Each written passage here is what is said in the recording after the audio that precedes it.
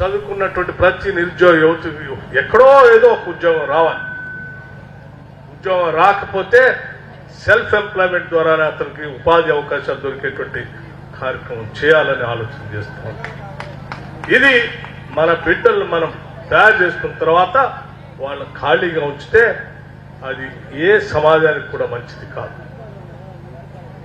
Engineering చదువుకోను, లేకపోతే post graduation చేసో ఉద్యోగం రాక తిరిగి వెనక్కి వచ్చి ఊళ్ళల్లో 100 రోజులు పనికి పోతున్నాం, లేకపోతే పెళ్లిళ్ళు జరుగుతూ ఉంటే అందులో సప్లయర్స్గా పోతూ ఉంటే ఏ సమాజానికి కూడా అది మంచిది కాదు అని గట్టిగా నమ్ముతున్నాం. అందుకే చదువుకున్న ప్రతి బిడ్డకి ఏదో ఒక ఉపాధి అవకాశం దొరకాలనేటువంటి ఆలోచనతోనే మేము అన్ని ప్రణాళికాబద్ధంగా ముందుకు పోతా ఉన్నాం. పబ్లిక్ సర్వీస్ కమిషన్ ప్రక్షాళన చేసి ముందుకు పోతాం.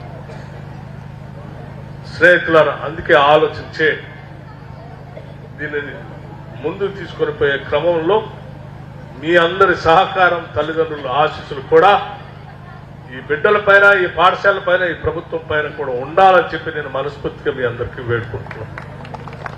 నేను చేసే మంచి పని, ప్రతి మంచి పని ఈ సంకల్పానికి బలం చేకూరాలంటే మీ అందరి ఆశీస్సులు కూడా కావాలి.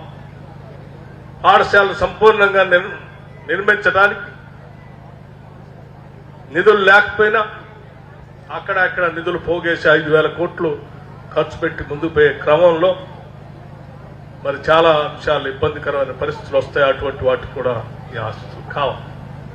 నేను సాధించడానికి ఏ ఇబ్బందులున్నా ఇన్ని వేల మంది తల్లిదండ్రులు, లక్షల మంది తల్లిదండ్రులు ఆశీస్సులు ఉన్నాయి. వాళ్ళు మీరు ఇచ్చేటువంటి బలంతో మేము అనుకున్న సంకల్పాన్ని సాధిస్తామని చెప్పి మీ అందరికీ నేను సవినయంగా మనవి చేస్తూ ఈ కార్యక్రమంలో పాలు పంచుకోవడానికి ఇక్కడికి ఇచ్చేసినటువంటి తల్లిదండ్రులందరికీ కూడా ముందుగా నా హృదయపూర్వకమైనటువంటి నమస్కారాలు తెలియజేస్తూ ఇక్కడ చదువుకునే ప్రతి బిడ్డ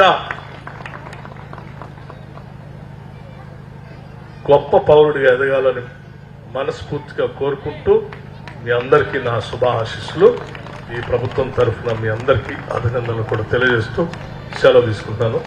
జై హింద్.